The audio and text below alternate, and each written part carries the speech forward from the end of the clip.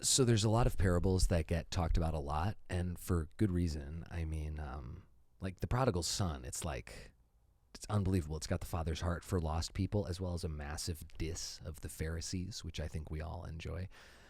People talk a lot about, self included, like the parable of the soils and the seeds. I've taught on that a lot. And then there's ones that people don't teach on as much, self included, like the parable of the dishonest manager. And it's just really hard to preach.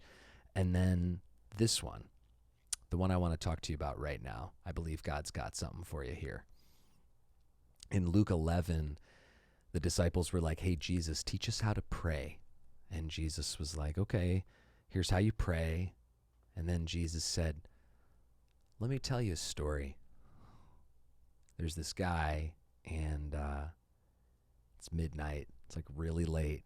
And a traveler friend shows up at his house like super late, on the road, shows up. Oh my gosh, you're here to stay.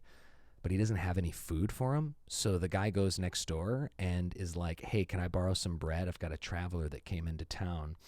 And the guy's like, I'm in bed.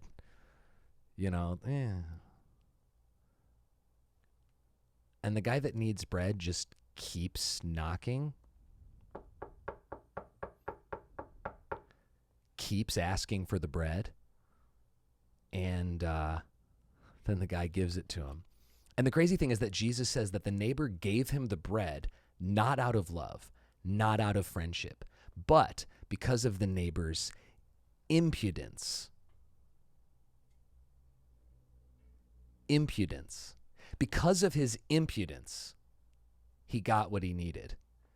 It's an interesting word for Jesus to use in a positive way because it isn't a positive word. Impudence means an unwillingness to be reasonable in asking. Impudence shows a lack of respect for a person's time.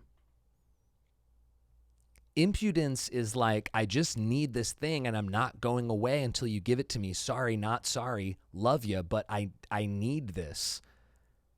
Jesus is commending the concept of impudence in prayer.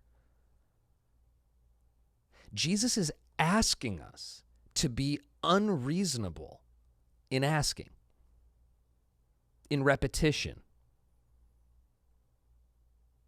It's crazy when you think about it. Jesus is saying, when you pray to my Father, be impudent in the way that you do it. Who would ever invite something like that? These are the kind of people that we don't go out to lunch with, that we don't text back, that we screen their calls because there's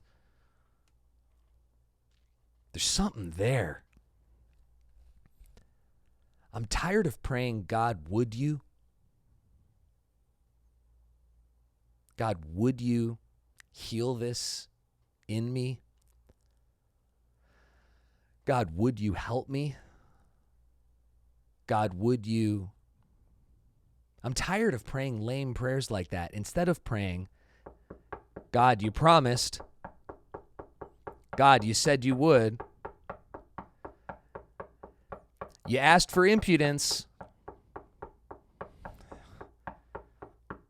Jesus said it. It takes faith to pray like that. Because if you pray, God, would you? Well, he probably won't. God, would you? He's busy. He's doing something. He's got a different plan. All that stuff is great, but that's not what the parable's about. The parable is commending impudent prayer.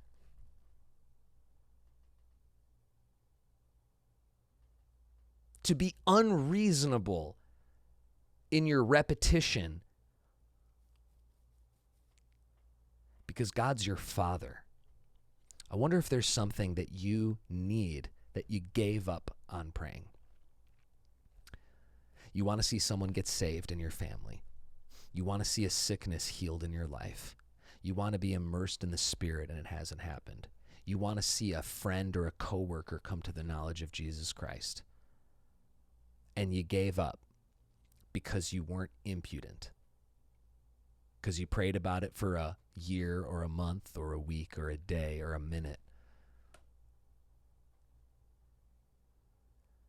There's something about repetition and unreasonableness in prayer that God is saying it moves him.